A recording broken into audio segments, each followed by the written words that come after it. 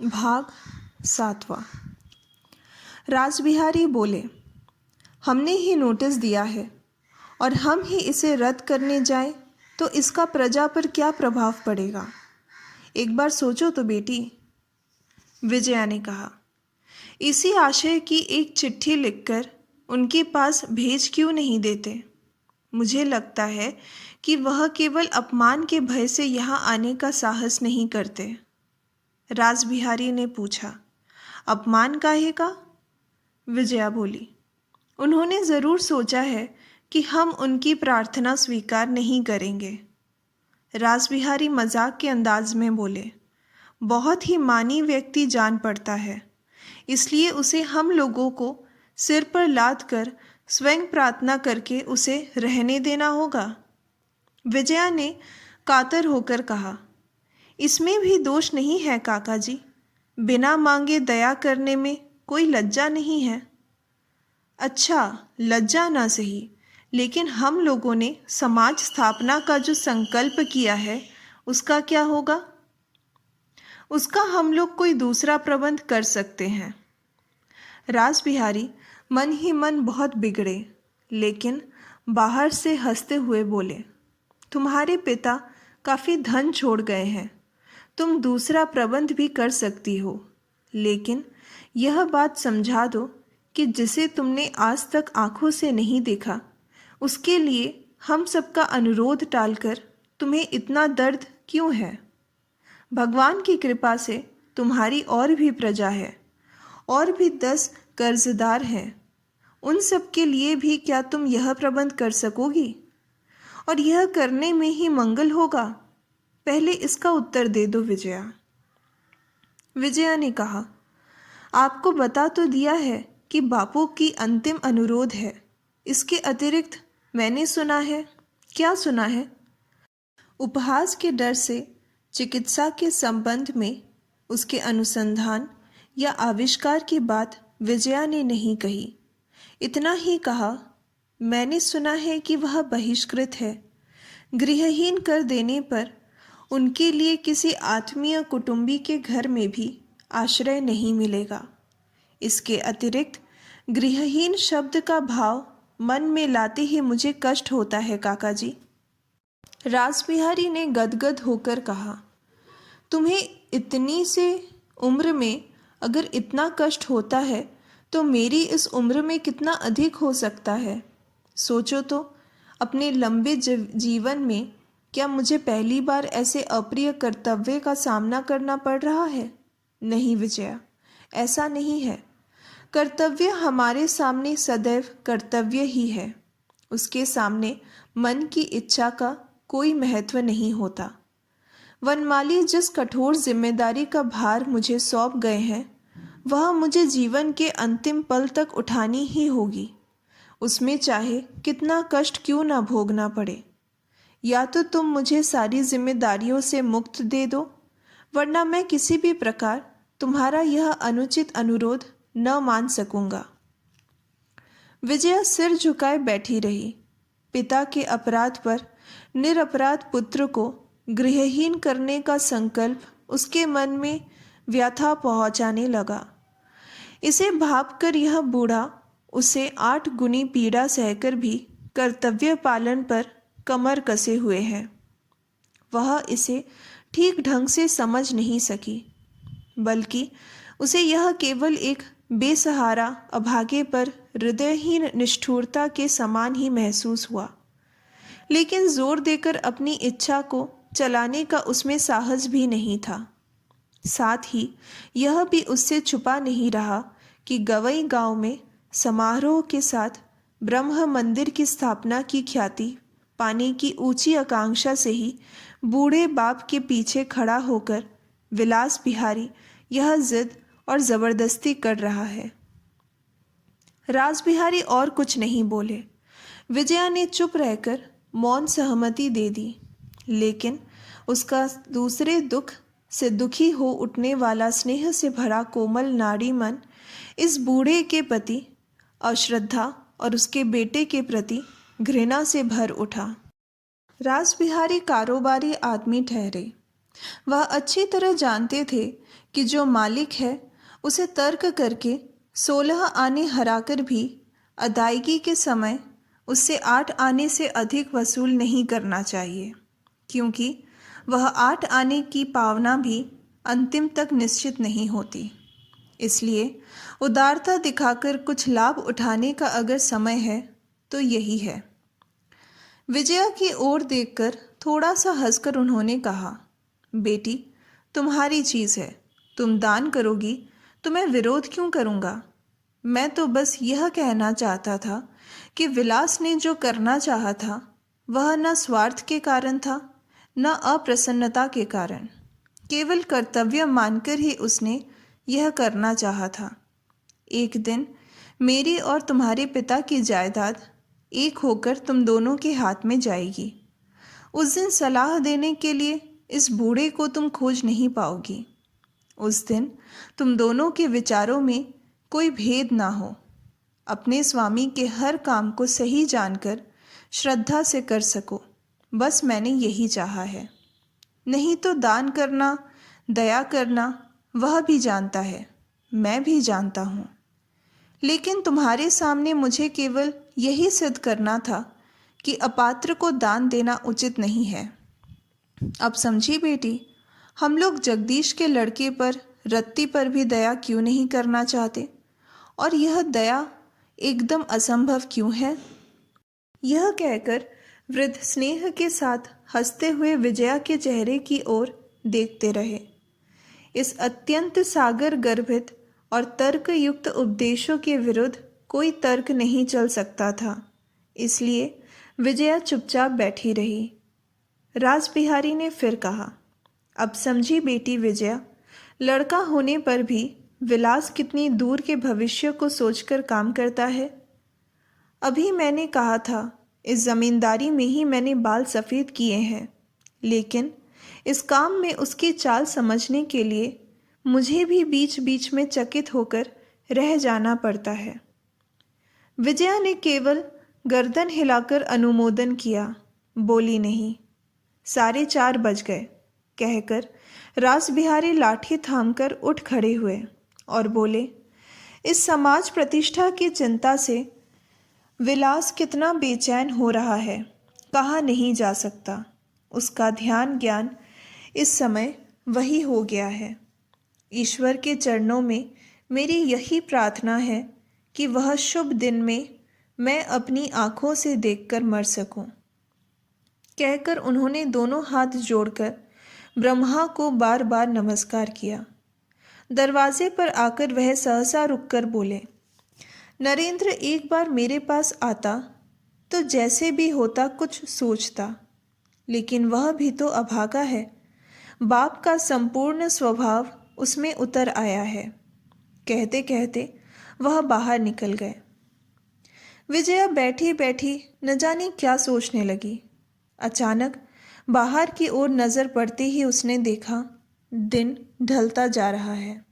तब नदी के किनारे की अस्वास्थ्यकर हवा ने उसे ज़ोर से खींचकर जैसे खड़ा कर दिया और बूढ़े दरबान को साथ लेकर हवाखोरी के बहाने बाहर निकल गई। उसी स्थान पर बैठा वह आदमी आज भी मछली पकड़ रहा था। बहुत दूर से यह देख लेने पर भी निकट जाकर जैसे देख ही न सकी हो, इस तरह वह चली जा रही थी।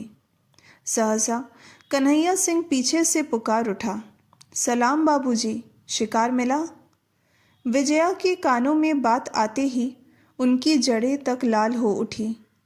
जो लोग समझते हैं कि वास्तविक अपनत्व होने के लिए अनेक दिन चाहिए और बहुत सी बातचीत होनी चाहिए, यह आवश्यक नहीं है। विजया ने घूमकर खड़े होते ही वह व्यक्ति बंसी रखकर पास आकर नमस्कार करके खड़ा हो गया और हंसते हुए बोला, देश के प्रति आप में सच्चा आकर्षण है, यहाँ तक कि यहाँ के मलेरिया तक को अपनाए बिना आपका काम नहीं चलेगा। विजया ने मुस्कुराते हुए पूछा, लगता है आप अपना चुके हैं, लेकिन देखने पर तो ऐसा दिखाई नहीं दे रहा। व्यक्ति ने कहा, डॉक्टर को थोड़ा धीरज रखकर अपनाना होता है। ऐसी जल्दबाजी। बात समाप्त होने से पहले ही विजया पूछ उठी, आप डॉक्टर हैं शायद? व्यक्ति हड़बड़ा उठा, लेकिन दूसरे ही पल स्वयं को संभालकर हंसते हुए बोला, यही समझना चाहिए। एक बहुत बड़े डॉक्टर का पड़ोसी होना, हमारी बारी सबके बाद ही तो आएगी। मेरा ख्याल है कि केवल पड़ोसी ही नहीं, आपके मित्र भी हैं। मेरी बातें उनसे कह दी है क्या? यही ना कि आप उन्हें एक अर्थहीन अभागा समझती हैं, लेकिन यह तो पुरानी बात है, सभी जानते हैं इन बातों को, फिर नए रूप से कहने की क्या ज़रूरत है? फिर भी वह आपसे एक दिन मिलने आएगा। विजया ने मन ही मन लज्जित होकर कहा, मुझसे मिलने उन्हें क्या लाभ होगा? लेकिन उनके संबंध में मैंने ऐसा तो नहीं कहा। व्यक्ति कहता है, नहीं कहा, लेकिन कहना उचित था। विजया, उचित क्यों था? व्यक्ति कहते हैं, जिसका घर द्वार बिक जाता है उसे सभी अभागा ही कहते हैं। हम भी कहते हैं, भले ही मुंह पर ना कह सके, पीछे तो कहते ही हैं। विजया हंस पड़ी, तब तो आप उनके अच्छे मित्र हैं। व्यक्ति ने गर्दन हिलाकर कहा, यह ठीक है, अगर मैं यह न जानता कि आप एक अच्छे उद्देश्य से उसका मकान ले रही हैं, तो उसकी ओर से मैं स्वयं ही आपको जा पकड़ता। विजया ने कोई उत्तर नहीं दिया। बातें करते करते आज वे लोग कुछ और दूर तक बढ़ गए। देखा उस पार लोगों का एक दल कतार बांधे नरेंद्र बाबू के मकान की ओर चला जा रहा है। उसमें 50 से लेकर 15 तक की उम्र के लोग थे। जानती हैं यह लोग कहाँ जा रहे हैं? नरेंद्र बाबू के स्कूल में पढ़ने, उसने दिखाकर कहा। विजया ने आश्चर्य में पढ़कर पूछा, वह ये रोजगार भी करते हैं क्या? लेकिन मेरा ख्याल है बिना पैसे के। क्यों, ठीक है ना? व्यक्ति ने मुस्कुराकर कहा, उसे आपने ठीक पहचाना है। अर्थहीन व्यक्ति के मन की बात कहीं नहीं छिपती। फिर भी कुछ गंभीर होकर बोला, नरेंद्र कहता है कि हमारे देश में सच्चे किसान नहीं है, किसानी करना पेशा है। इसलिए लोग समय असमय 2 बार हल चलाकर बीज छिटक देते हैं और मुंह बाएं आकाश की ओर ताकते बैठे रहते हैं। इसे खेती करना नहीं कहते, लॉटरी डालना कहते हैं। किस ज़मीन में कब खाद दी जाती है, खाद कैसे बनती है, किसे सच्ची खेती कहते हैं, ये सब वे नहीं जानते। विलायत में रहकर डॉक्टरी के साथ ये विद्या भी सीख आया है। क्या एक दिन उसका स्कूल देखने जाइएगा, जहाँ मैदान में पेड़ों के बीच बाप बेटा बाबा सब मिलकर एक साथ बैठते हैं। विजया तत्काल जाने के लिए तैयार हो गई, लेकिन फिर कौतूहल दबाकर बोली, नहीं, अभी रहने दीजिए।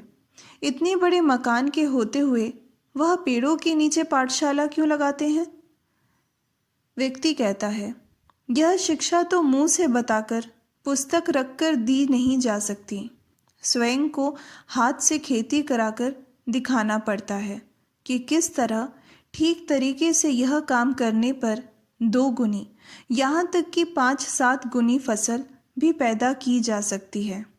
उसके लिए मैदान की आवश्यकता है, खेतों की है। सिर ठोककर आकाश की ओर ताकते हुए हाथ पर हाथ रखे बैठे रहने की आवश्यकता नहीं। अब समझी कि उसकी पाठशाला पेड़ों के नीचे क्यों लगती है। अगर आप एक बार उसके स्कूल की खेती देखें तो आपकी आंखें ठंडी हो जाएं। अभी तो समय है, आज ही चलिए ना, वह तो दिखाई दे रही है। विजया और गंभीर हो उठी, आज रहने दीजिए। व्यक्ति ने सहज स्वर में कहा, तो रहने दीजिए, चलिए आपको थोड़ा आगे तक पहुंचा दूं। यह कहकर वह साथ साथ चलने लगा। 5-6 मिनट तक विजया खामोश रही। मन ही मन उसे न जाने कैसी लज्जा महसूस हो रही थी। वह इस लज्जा के कारण भी सोच नहीं पा रही थी। व्यक्ति ने कहा, आप धर्म के लिए ही जब उसका मकान ले रही हैं, तब यह कई बीघे ज़मीन जो अच्छे काम में भी लग रही हैं, आप आसानी से छोड़ सकती हैं? इस अनुरोध का क्या आपको उनकी ओर से अधिकार मिला है? विजया ने गंभीर होकर कहा। वह बोला, यह अधिकार देने पर निर्भर नहीं करता, लेने पर निर्भर करता है। जो अच्छा काम है उसका अधिकार मनुष्य भगवान से ही पाता है। उसे किसी के सामने हाथ फैलाकर नहीं लेना होता। जिस कृपा की प्रार्थना करने के लिए आप मन ही मन विरक्त हो गई, उसे पाने पर कौन पाता, जानती हैं? देश के अन्नहीन किसान।